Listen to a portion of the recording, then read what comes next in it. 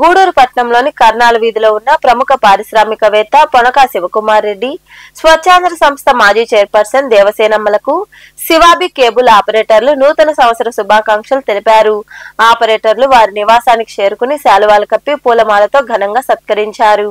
పట్టణంలోని కరణాల వీధిలో నివాసముంటున్న పారిశ్రామికవేత్త పొనక శివకుమార్ రెడ్డి నివాసానికి శివాబి ఛానల్ కేబుల్ ఆపరేటర్లు చేరుకుని శివకుమార్ రెడ్డి, స్వచ్ఛాంధ్ర సంస్థ మాజీ చైర్పర్సన్ దేవసేనమ్మలకు నూతన సంవత్సర శుభాకాంక్షలు తెలిపారు. పూలమాలలు వేసి బొకేలు అందజేసి శాలువాలు కప్పి సత్కరించారు.